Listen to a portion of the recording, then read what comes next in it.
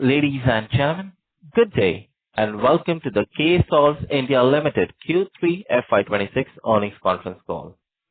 As a reminder, all participant lines will remain in the listen-only mode, and there will be an opportunity for you to ask questions after the presentation concludes.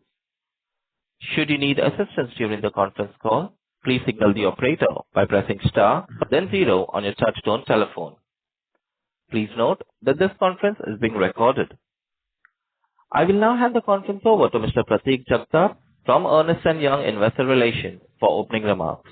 Thank you, and over to you, Prateek. Thank you, Ryan.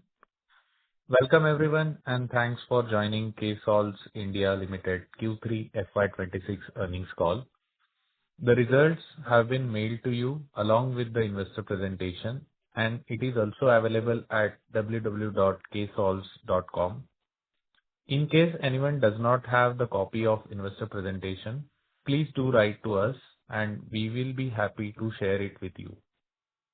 Joining us today from the management team, we have Ratan Srivastav, Chairman and Managing Director, Umang Soni, Chief Financial Officer, Manish Gurnani, Chief Technical Officer, Darpan Aditya, Head Business Transformation and Consulting.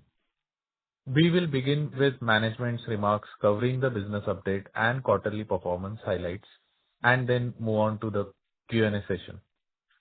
Before we start, I would like to remind you that anything that is said on this call that reflects any outlook for the future or which can be construed as a forward-looking statement must be viewed in conjunction with the risks and uncertainties that we face. These risks and uncertainties are included but not limited to what we have mentioned in the prospectus filed with the SEBI and subsequent annual report that you can find on our website. Having said that, I will now hand over the call to Ratan sir. Over to you, sir. Thank you, Prateek.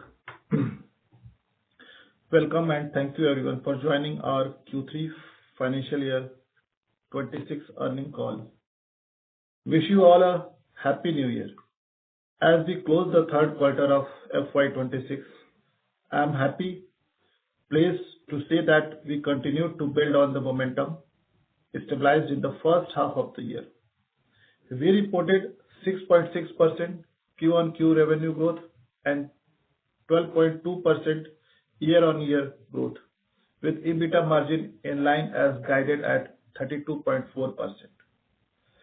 Growth this quarter was primarily driven by stable execution across our core services portfolio, ramp-up of previous large deal wins, and continued traction in overseas market. Notably, a large portion of this growth came from existing clients through wallet expansion, which reflects a strong client confidence and stickiness. Over the last few quarters, we have been very clear about our priorities: scalable growth, long-term capability building, and disciplined capital allocation. Q3 reflects the execution of that strategy. I am pleased to share that our organization has been certified as a great place to work effectively January 2026 to January 2027. This reflects the trust of our employees and the strong culture we continue to build which support our growth and long-term success. From a business standpoint, demand across our core services offering remains healthy, particularly in ERP, cloud, data engineering, AI, Salesforce, and enterprise transformation programs. Our pipeline remains healthy and strong demand visibility, especially in the US, UAE, and Australia. Our continued expansion in overseas market remains a key long-term growth lever. Given the higher deal sizes, longer tenures, and better wallet expansion opportunities these markets offer. The active pipeline gives us good visibility for the next 2 quarters, supported by both new deal wins and deeper engagement with existing accounts. We remain confident of achieving 20% year-on-year revenue growth in FY26. Particularly, agentic AI and Gen AI is increasingly becoming embedded within larger transformation mandates rather than being pursued as a standalone initiatives. Our strategy is clear: embed AI across ERP, analytics, and business workflows, thereby expanding deal scope and increasing engagement depth. Internally, we are leveraging AI for productivity gains and improved delivery efficiency. While we continue to optimize its usage, we have not seen pricing pressure from clients. Instead, clients are focused on improving output and accelerating ERP, cloud, data engineering, and transformation programs with AI rather than negotiating lower rates. While this improved efficiency may slightly impact on time and material engagements, it aligns with our strategy. Shift towards fixed cost are structured T&M engagements, where we control resources and benefit directly from productivity gains. As seen during the Q4 FY25 transition from T&M to fixed cost project, we will continue to prioritize this model as they support pricing discipline and long-term client value. For 9-month FY26, we reported revenue of 119.6 crore, reflecting a strong growth of 14.9% year-on-year EBITDA margin. However, declined to 29.9% from 37.8% in 9-month FY25, and PAT margin dropped to 20.6% from 27.3% in the same period. This was primarily due to our international investment in strengthening leadership depth, enhancing brand visibility, and building differentiated product and platform capabilities. As highlighted in our earlier calls, these investments were planned to strengthen the foundation for Ksolves' next phase growth. While they created temporary margin softness, they are not structural cost additions and positions us well for the medium term. We did experience margin comparison due to strategic investment in events and marketing, and some of these initiatives did not yield the expected outcome. However, we do not expect similar level of spending at the same intensity going forward. As revenue scales, utilization remains healthy and overseas initiatives start to contribute more meaningful, we expect margins to move back toward normalized levels. We continue to maintain a medium-term EBITDA margin outlook of around 30%. The benefit of our strategic investment, particularly in expanding our overseas presence and strengthening the capabilities, are expected to translate into improved deal flow and better revenue transition over the coming quarters and into FY27. As we move into the fourth quarter of the year, our focus remains on, first, deepening client relationship, second, expanding wallet share, third, improving execution efficiency, and fourth, building a strong pipeline for FY27. There is no fundamental change in our strategy direction for the next 2-3 years. Our priorities remain consistent and well-defined. We will continue to scale our core services business, deepen relationship with global clients, and increase the share of large, long tenure engagements. At the same time, we will selectively scale our product in a calibrated manner. Thank you. With this, I now hand over the floor to Umang to share financial highlights. Okay. Thank you, Ratan, and good evening, everyone. I will briefly take you through the financial performance for the quarter ended 31st December 2025.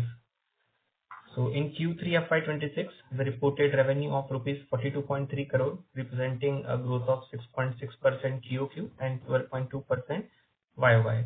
The top line growth was driven by consistent execution across ongoing client engagement and incremental ramp-up of projects during the quarter. Our EBITDA margin for the quarter stood at 32.4%, expanding by 194 basis points sequentially. This improvement was driven by operating leverage from revenue growth, better execution efficiency, and the benefits of investments made in earlier quarters. Profit after tax for Q3 stood at 9.8 crores, translating into PAT margin of 23.2%. Earnings per share for the quarter was rupees 4.13 compared to rupees 3.5 per share in Q3 FY25. Additionally, pursuant to the implementation of new labor code, gratuity expenses expected to increase. The impact is not material and will be recognized in Q4 without any changes to our EBITDA margin guidance. Cash generation remained strong and our balance sheet continues to be healthy with cash and cash equivalents of rupees 13 crores. We still remain a net debt-free company. And in terms of cash utilization, our priority remains unchanged. We will continue to deploy capital in a disciplined manner towards growth initiatives such as selective hiring, capability enhancement, product improvement, and strengthening our overseas footprint. At the same time, we remain committed to shareholder returns. During the quarter, board declared a third interim dividend of rupees 5 per share, taking the total dividend for the financial year 2026 to rupees 11 per share. Further, considering the growth potential we see in Australia, the board has approved the initiation of a wholly owned subsidiary to support growth and scale in that region. Now, from a client concentration perspective, our top 5 clients and top 10 clients contributed 40% and 54% of our revenues, respectively, in 9-month FY26. Approximately 78% of our revenues were derived from overseas customers, underscoring the increasing contribution of global markets. We continue to remain a diversified industry mix, with telecom remaining our largest segment, while also serving a broad range of industries, including services, technology, BFSI, edutech, retail, healthcare, and manufacturing. In terms of revenue by business, our IT services segment contributed 97.4% to our revenue in the 9-month FY26, while our product segment contributed 2.6% to our revenue for the same period. As highlighted in our calls, IT services continue to be the backbone of our revenue and profitability. The product segment, though currently a small contributor, remains strategically important and being scaled in a disciplined manner. As we enter into the fourth quarter of FY26, we remain cautiously optimistic. Our focus continues to be on quality growth, margin discipline, and strong cash generation. We are confident in our ability to sustain momentum while staying aligned with our long-term financial and strategic goals. With this, I will now hand over the floor to the operator to open the session for questions. Thank you. Thank you. Ladies and gentlemen, we will now begin the question and answer session. Anyone who wishes to ask a question may press star and 1 on their touchtone telephone. If you wish to remove yourself from the question queue, you may press star and 2. Participants are requested to use their handsets while asking a question. Ladies and gentlemen, we will wait for a moment while the question queue assembles. We take the first question from the line of Raghav from Kamayakya Wealth Management. Please go ahead. Hi, sir. Good afternoon. Yeah. So my first question will be on the EBITDA margin. Like you said, it was, we saw approximately 496 BPS of, downtrend in the EBITDA margin. I just wanted to understand what was the driver of this particular thing. Sure. So, Raghav, if you see on QOQ basis, the EBITDA has grown by 194 basis points, but year on year, there is a dip, and for 9-month FY, the dip was because from Q1 starting, we have invested a lot in attending events as a speaker. We have our booths there. So, and as compared to 9-month FY25, where we attended a couple of events, this time during the 9 months, we attended more than 10 events. So that was a major chunk, and other chunk comes to ESOPs and hirings, senior hirings, which we have done, and digital marketing and branding presence. So this all were the contributors for the low EBITDA margin as compared to 9-month FY25. Right. Now, sir, my next question is on the data flow manager. First of all, sir, I just wanted to understand, going forward, what will be the company's outlook between the product and service part of the business, as in for the next year, what percentage of product business are we targeting? First question. And then follow-up is I wanted to understand more on the DFM part. So what does it exactly do? What are its substitutes? What is the TAM of it? Who are the peers? And like, is it also compatible in let's say Python along with this Apache GC? So first of all, our focus will be again on services only. Okay, not product. Second, the technical answer, Manish, our CTO, is online. Over to you, Manish. Try to cover it in 2-3 minutes. Okay, sure. Thank you, Ratan. All right, so to answer that, right? See, DFM is a product which is built on top of open source Apache and NiFi, right? If you talk about peers, the only peer that we have is, you can say, Cloudera, which is, a very different, very different company, right? What we have brought with DFM is, we have brought in capabilities which are not in Cloudera or in any other product. So that is why we are looking at DFM as a game changer for Apache NiFi operations. Okay, it works with Python. It works with Java. It can work with what you call as other technologies also. Okay. Then we have we already have onboarded customers also onto DFM, and these are like big players. Some of them are into telecom, some of them are into retail, right? And they have been using DFM for quite a good amount of time, and that feedback is also coming to us, which is going into product and making it even better. Okay. Does that answer your question? Yes, sir. I have some follow-ups. I'll join back in the queue. Thank you. We take the next question from the line of Apurva, who is an individual investor. Please go ahead. Yeah. Hi, sir. Thanks for the opportunity. I have a couple of questions. I will go one by one. So my first question is on there are a few examples which are put on the presentation, such as motor cord manufacturing. We have done some automation. Similarly for pump manufacturing company and telecom operator. So my question is on the payment side, like, do we get payment from these sort of automations or the work we have done? It's for one time, or we get the recurring revenue? Also, if it is the recurring revenue, then that revenue is based on the transaction based, or it's a fixed amount of payment is received every year. So first of all, it is a one-time payment, and it is a fixed cost project based on the amount of the work we code, and then we charge them.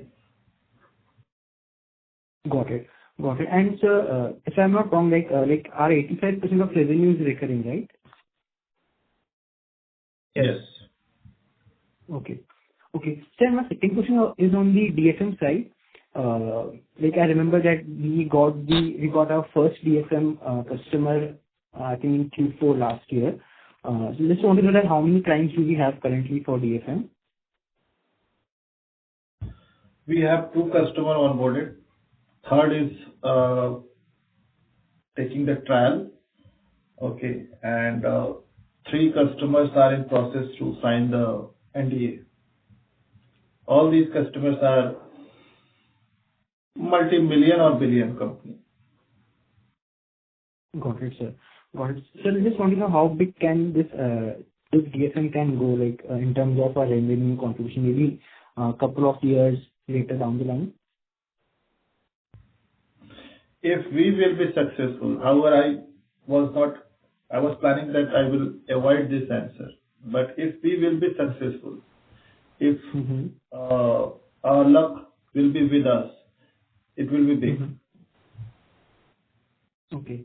Like, say, if you can, like, mention some numbers, maybe, like, in terms of percentage, like, of our revenue, like, maybe 5-10% of revenue will be coming from DFM. More than that, but everything depend on the luck. Product is something that many people develop product, and many times good product, excellent idea, okay. But Mm-hmm. building a product is 10%. 90% is your luck and sales. Mm-hmm. Okay. Got it. So if things will work, then it will be big. If it will not, that's why I did not mention anything about DFM in the PPT, because we are still talking to the customers, and customer cycle is very long, conversion cycle, Mm-hmm. because they are the decision makers of multi-billion or multi-million company. Okay. Mm-hmm. Anyway. Sure, sir. So, like, if you can mention the DFM revenue contribution in this quarter, in Q3. This quarter is very small. That's why I'm saying. You said that, Okay. what is your plan for next few years? So that's why I answered. Otherwise, if you will ask what is the current situation, current number or the next quarter number, then definitely I would like to avoid this question. Next few years it will be good. If our luck will be with us.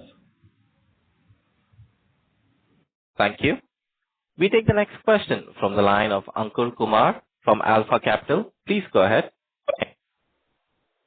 Hello, sir. Thank you for taking my question, and congrats for a good set of numbers in terms of recovery QoQ. So, given you are saying 20% growth for this FY26, that would mean another similar QoQ growth in Q4. Are we bullish on that? And can you, as in based on demand side, can you talk about something on FY27 side? Can we expect similar or better growth in terms of 25 to 30% growth in FY27, sir? Okay. So for next quarter, we have pipeline. And if anything will not happen with the world, okay, we will beat the target, 20%. Right? And for the next year, Umang, you can answer this. Sure. For next year, we'll provide the guidance later on, but we are still having a Yes. good pipe and good visibility for next couple of quarters. But yeah, definitely we are having a good growth. Okay, sure, sir. And sir, on margin side, can you talk, as in PPT, we have still written 25 to 30%, but you talked about 30% coming in, and since there are no more event plans, so can you event plans or that 25%, right? Last time I said that 25%, and I did 32 plus, right? So same thing will happen. I would like to be conservative, but I don't want to give anything which may be risky. Okay. So 25 to 30% is we have given the guideline. We would like to do better than this, but yes, between 25 to 30 we are confident. But there is no big any planned event coming which will restrict us, right? No planned event. Nothing. This is very small. Now even in future you will not see, for next 2-3 years, you will not see those kind of events which we have attended in last 2-3 quarters, okay, and which has impacted on EBITDA. Okay. So we will attend the events, but very selected events, and we will go with the small booth and all. Okay, we will not spend huge money for the events. Got it. So that's nice. We should go event. We will go event, but as a visitor or as attendees, okay, we will spend very small amount of the money for the events. Actually, it was a learning. Okay. Sure, sir. And next question would be, a couple of IT companies and even banking companies have taken this labor law impact in their quarter this time. We haven't taken any impact. So anything that doesn't impact us on labor law impact? Yeah. In fact, You can answer this. yeah. So as I stated, the impact is not material, and we are working on restructuring. So it will not impact our EBITDA margin guidance for FY26. Got it, sir. Nice to know that. And last question, and then I'll fall back in the queue. I wanted to ask on any dividend policies. Again, this quarter we have declared a nice dividend. Our dividend payout is also quite good compared to net profit. So do we expect those similar trends to continue? How should we think about on those terms? Yes. We have a strong cash position and we have a good profitability. Okay. So we can reward the shareholders, and at the same time we are also investing in leadership hiring, global expansion and branding initiatives. So we are, you can say we are maintaining a balance between both growth and shareholder returns. Yeah. Got it, sir. Actually, last question. Given our stock price has fallen quite big from the top, so any plans to consider buyback or even a promoter buying that will instill some confidence in the market? No plan. I think we have given good numbers for the confidence. If it is not giving the confidence, then what I can do? Got it, sir. Thank you and all the best. Thank you. Ladies and gentlemen, if you wish to ask a question, please press star and 1. We take the next question from the line of Ksolves Bhavna from BMSPL Capital. Please go ahead. Yeah, hi. Thanks for taking my question. Again, it's more on the product side of the business. I understand you've got a lot of questions on this, but solely wanted to understand, when it comes to building a solution on top of an open source platform like Apache and iFi,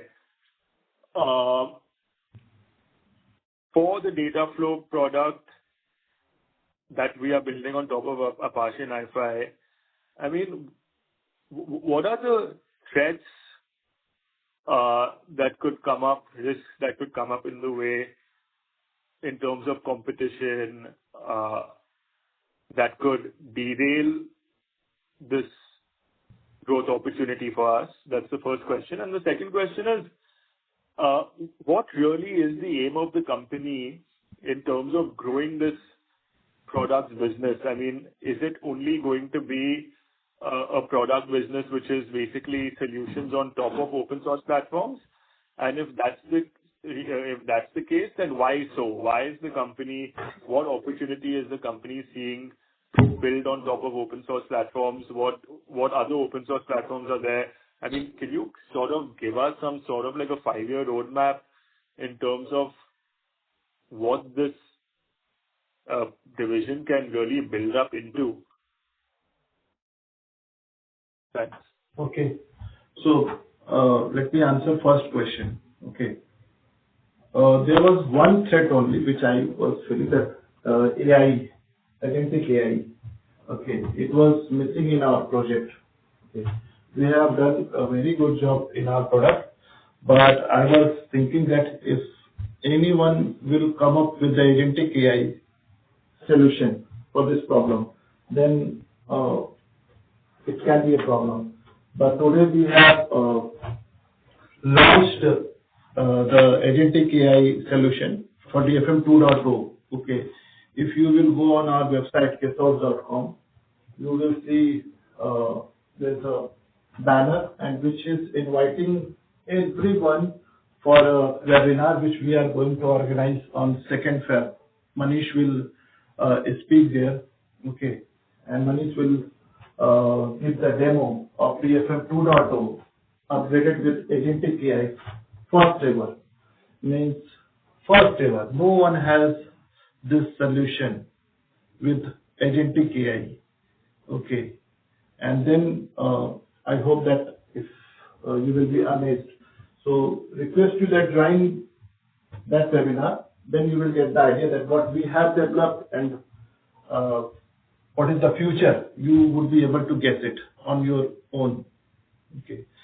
Can you repeat your second question again? I wanted to kind of understand a 5-year roadmap on how this products business of yours, which is adding solutions on top of open source platforms, will look like. So like, what other open source platforms are you targeting? What other solutions are you targeting on the Apache NiFi platform? And then also like, so basically that first. Okay. So, Apache NiFi is a product of Apache Foundation. Okay. Apache Foundation has multiple products. Apache NiFi, Apache Spark, Apache Kafka, Apache Cassandra. Okay. So, all these things are the open source technology.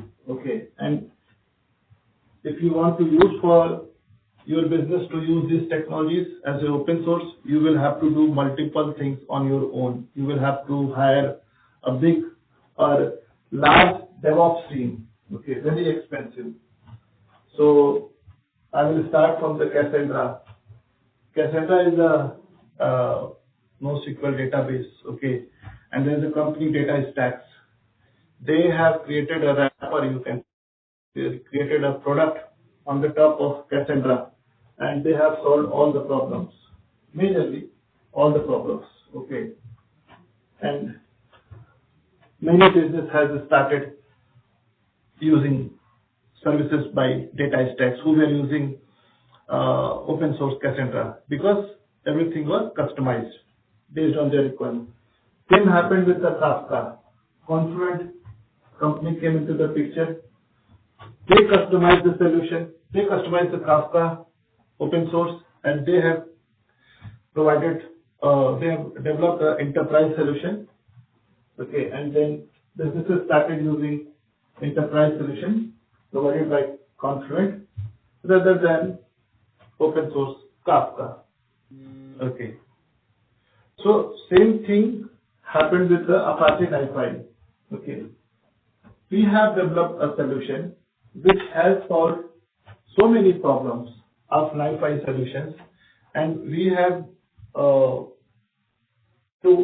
told to our leads or customers that it will decrease your cost up to 70%, 60%, 80%. Okay, or in another word, you can say increase the efficiency. Okay. We have given approximately 20 to 30 demos. Everyone has appreciated. Okay. But problem is that most of the time we are not able to approach our decision makers. Okay. Many times engineers are coming, or people who are not decision makers. Sometimes the engineers are also decision makers, but most of the time decision makers are not. We are not able to approach them. So that's why I'm very conservative about DFM. It will take time. Word of mouth will work. Okay. Product is amazing. Okay. And once people will start knowing about this product, okay, definitely people will, the right people, means the decision makers will approach us, or we would be able to find them. But it will take time. Okay. Another thing is that, do we have any threat? There is always threat. If someone can build a solution better than this or something like this. But the most important thing is that building a solution is not a big thing. When people use it, when test it, that is the actual testing. That is in software industry we call it a beta testing. Okay. And we have done it for 2 customers, and it took more than 6 months. When we started beta testing, we found multiple issues. Then this product got stable. Okay, so building product is only 10%, as I said. Marketing, sales, and testing is very important. And the last and most important thing is your luck, means our luck. If luck will not be with us, we will not be successful. Okay. So I cannot give any number. We are working hard, we worked hard, and we are very optimistic. But our major focus is at this moment, because services is our bread and butter. So services is our major focus. Major focus. Okay. I hope Great. that I have. Thank you so much for that detailed answer. Just one last clarification on your reply is this agentic AI solution you've come up with. Have you outsourced the agentic AI or have you developed it in-house? We have developed in-house, but detailed answer, Manish, you can give me. You can give them. Right? Manish, over to you. Okay, thanks. So yes, short answer is it is all in-house developed. But see, like Ratan said, right? This agentic AI, as you know, it needs experience on the product itself. So you need to know about Wi-Fi before you can actually build some AI or then agentic AI on top of that, right? So we have that knowledge. That is why we were able to build it. Not that it can be just copied and someone else can build it easily. You get my point, right? Because we have been working with Wi-Fi and open source technologies for long, we have that knowledge. We are the only company in India of our size to contribute to source code of Apache Wi-Fi. Nobody else does that. We have that level of capability. That is why we have been able to build this solution also. And that's why we are, doing good also. So it's not been, it's this AI, it's like you've not outsourced in a sense this agentic AI like from these global companies like Google or Microsoft, etc. You haven't OpenAI, etc. You haven't outsourced it from them, right? It's all in-house. Hold on. So hold on. 2 parts to this. The LLM is always coming out from one of these giants only. The LLM. Could you repeat that? The LLM. Am I audible? Yeah. Am I audible? Yes, you're audible. Right? The language model that is coming from one of these giants only. We cannot build our own LLM. That is out of question. But using that LLM, the agent that runs, which understands the commands and then sends those commands and executes those commands, that is the agent part. That part has been done by us. Okay. So we will still use, let's say, Gemini or OpenAI, but the agent that has been trained, that is developed by us. Understood. That's exactly what I wanted to understand. Okay, great. So all the solutions, whoever is developing, top MNCs, they are using LLMs provided by these top giants. Okay, no one has their own LLM. Okay, except fair enough. Exactly what I thought. So I just wanted to clarify that. Great. Thank you so much for the detailed responses, and look forward to talking to you again. Best of luck. Thank you. We take the next question from the line of Rajesh Jain from RK Capital. Please go ahead. Hi, sir. Good afternoon. Thanks for the opportunity. So I started tracking your company recently, and I have a few questions on your business model and especially on your Odoo practice.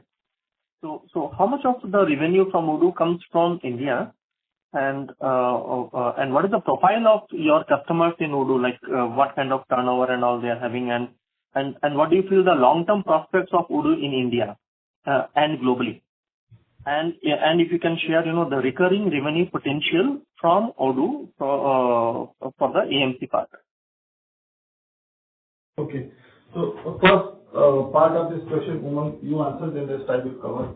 How much percentage more than 80% of our revenue is coming from global clients in Odoo, and overall it's 78%, but more than 80%, 85% is from the Odoo division that comes from overseas markets. Sorry, more than 80-85% of overall revenue, or the Odoo revenue comes from overseas markets? Odoo revenue. Okay. No, I was asking that how much of the Odoo revenue is coming from India? India is coming. Okay, so let me again clarify it. Out of the total Odoo revenue, 80-85% comes from out of India. Remaining 10-15% comes from India for Odoo. Okay. Understood. And we are not tracking it technology-wise. If you ask that how much revenue we have done in Odoo, so it's more than 20% of our total revenue. But our services are mixed with more other technologies as well. So we are not tracking individually technology-wise the revenues. But yeah, Odoo is something which is more than 20%. And what kind of customer profile in India are opting for Odoo? Most of the time, these are the small companies, but the good thing is that this is most of the time recurring. Okay.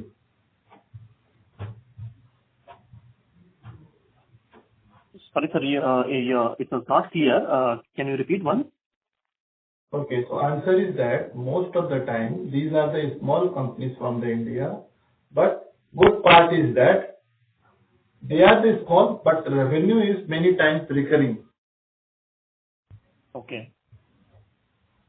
No, so their turnover will be typically like 50 CR, 100 CR, or in what range of turnover those customers will be there? There are many customers, most of the customers are above 50 CR. I will not say that less than 50, but 50, above 50, many times. And many of them are even good brands also. 5,000 CR company also. They are using Odoo.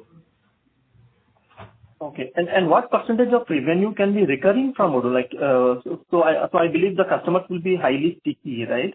So if you earn 100 rupees in the first year, like, can you expect to earn 15%, 20% every year? Like, what kind of recurrence can we expect? 10 to 15% approximately, many times. What with the licenses or next module implementation or support or whatever, 10 to 15%.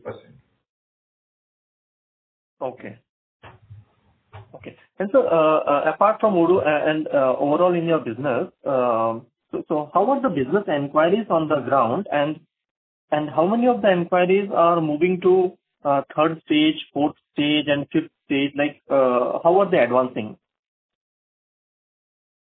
Exact data I do not have, but for Odoo, we are getting lots of inquiries. Okay. Many times we leave the opportunity because of the budget issue, because sometimes they are very small, so we leave them. Okay. But right percentage I do not have. Okay. That I can find out, and if you will drop the email, I will send it to you.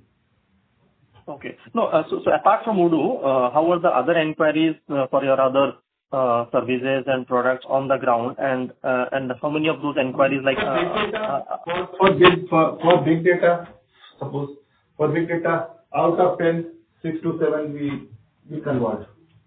Okay. For Salesforce, the same ratio. For AI, the same ratio. The ratio is less for Odoo because many times very small customers come and they don't have right enough budget, so we leave them. Okay, sir, understood. And sir, talking about your product, which you were very bullish on, the one of its kind product that you mentioned.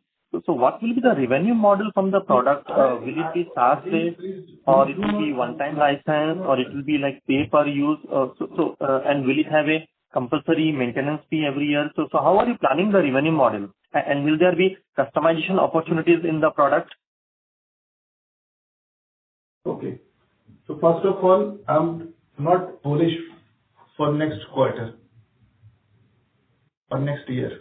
Please do not get confused. It is a long-term product, 2 years, 3 years. My vision is with that product. Okay. First thing. Second thing is that the revenue model is recurring.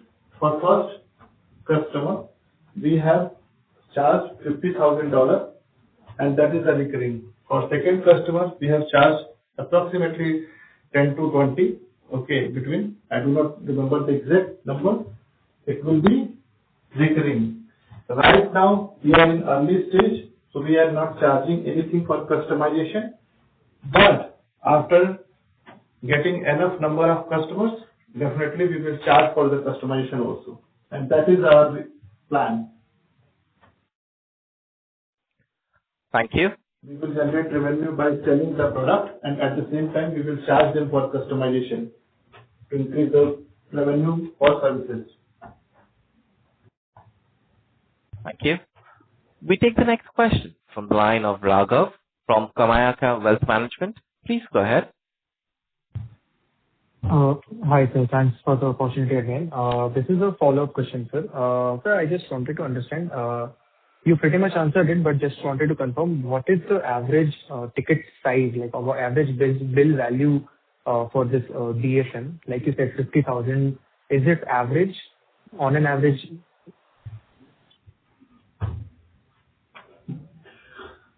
As I said, that at this moment, it is very, means we are in an early stage, we are giving a huge discount to customers so that we can onboard as many as customers. Okay, because there will be word of mouth only and only when customers will start using. Okay, so we have, as I said, that 50,000, then 16 or 18,000. Maybe next will be 6,000 or maybe 60,000. So we don't know, because all type of customers are coming, small to medium to large. Okay. Problem is that the conversion cycle, and this product is something that which can affect their business largely if it will not work as per their expectation. So they are very cautious about taking decision. Okay. So that's why I'm Understood, again and again that everything will depend on luck. Sorry, most of the things will depend on luck. Okay. Right. So, Fair enough, sir. So my next question would be around the margins. So I'm assuming we will have better margins in product as compared to the service. Is it a fair assumption? yeah, I would request you that for product we can discuss in next after 2-3 quarters. Okay. Then I would be able to talk more about the revenue from the product side. Okay. I am very confident at this moment only about the services. Right. Right. And so just one last thing.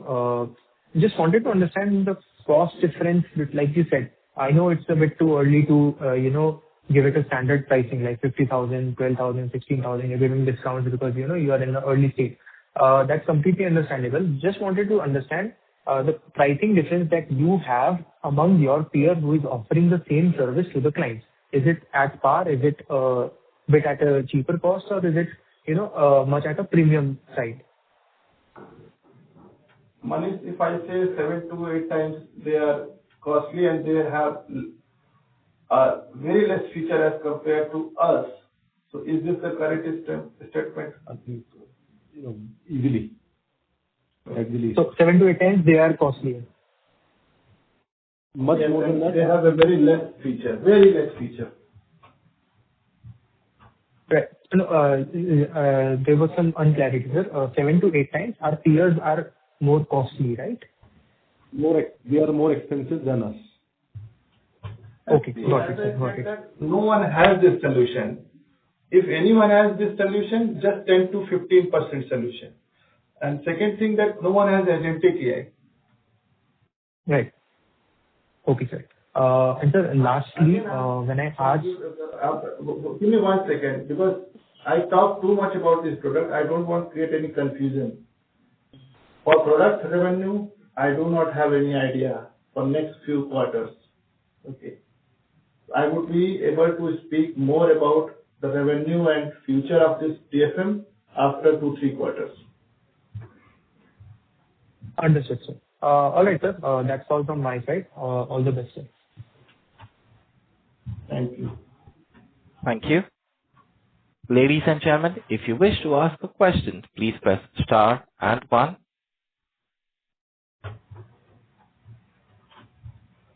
We take the next question from the line of Ankur Kumar from Alpha Capital. Please go ahead. Thank you for the follow-up. Sir, on the product side, you said you don't want to talk about revenue framework. So can we talk about how much cost are we incurring on it right now, and on basis of quarterly run rate or yearly run rate, how much do we expect cost to come in? In the product development? Yep. Product development as well as marketing, yeah. Very less. As compared to our sales, it is very less. Very less. It is not going to affect EBITDA. So basically, this expense or losses, currently losses will not impact the software side of the business, right? Yes. Yes, yes. Got it, sir. Got it. And maybe last question would be on the service side. Can you talk about demand environment, given there are some geographically things are bit volatile in terms of US tariffs and all demand side issues. Can you talk about that, please?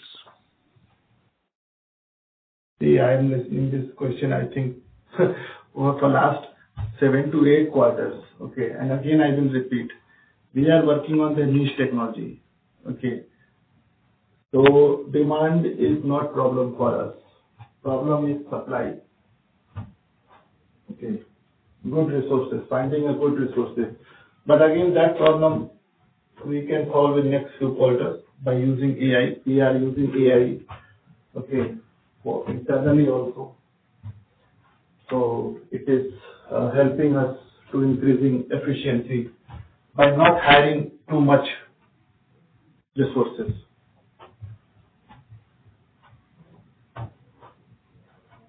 So I hope that I am giving the answer. Means this problem, US problem or whatever. Okay, this is not affecting the business.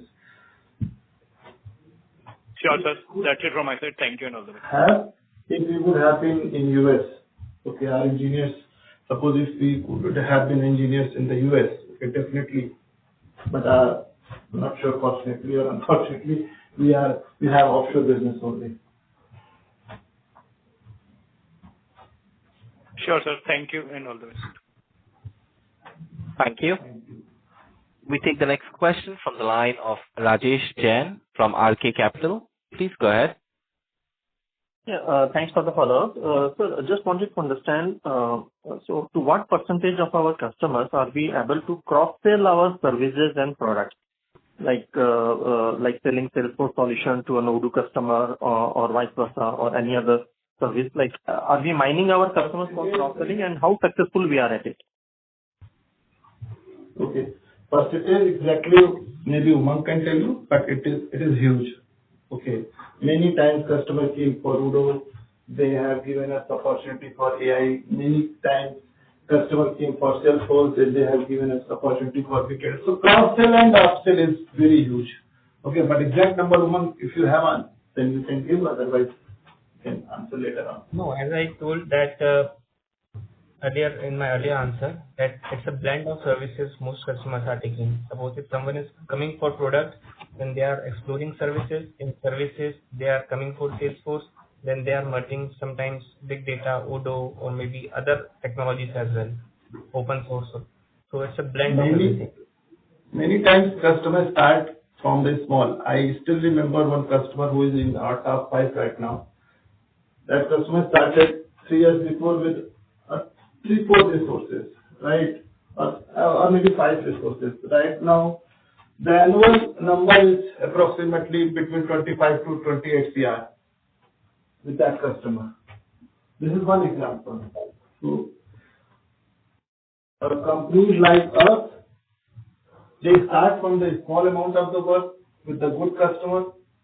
Okay, and then when they see that this answer I have given multiple times in every call. When they see that we are able to deliver, they increase the work. Okay. So Okay. And so last question, like, total, what is your client base? Like, how many customers you are serving from the smallest to the largest? What would be the number of clients, India and overseas combined? So on services side, our clients would be around more than 200. Okay. Sorry, Umang, I could not understand what is the answer. More than 200 clients. More than 200 active clients on services side. No, I think he has used large and small. Total customer. Okay. Total, yes, total. Yeah, I'm asking total, including very small customers. Yeah. Okay. Okay, sir. Yeah.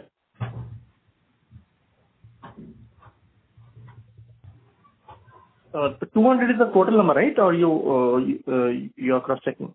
200 plus. 200 plus. 200 plus is the number, but if I define your question, then question should be that 60% revenue is contributing by how many customers? Okay. Then, Umang, can you answer on this? 60%, 70% or 50%? 50% revenue, this mostly are 10 to, I would say 15, 20 customers, which contribute around over 60% of our revenue. And these customers are mostly large enterprise clients only. Okay. Thank you. Thank you. Ladies and gentlemen, as there are no further questions from the participant, I now hand the conference over to the management for their closing comments. So thank you everyone for joining the call, and thank you Pratik and Dan for organizing this first Chorus call. Okay, this was my first experience, but it went well. I was nervous because before this I have always given a video call. Okay. So anyway, thank you. And today we have received a best place to work award also, which I have already covered in my statement speech. Okay, and this is something which shows that we are not generating only the revenue. Also, we have a good working environment. We have happy employees also. So today I'm very happy. I mean, it is something which is rewarding me that I'm doing good for my employees and in my operations. So thank you. And thank you to everyone for believing on us. And I hope that we will do better than this time in future. We will try our best. Okay. Thank you, everyone. Thank you. Thank you. On behalf of Ksolves India Ltd, that concludes this conference call. Thank you for joining us, and you may now disconnect your lines.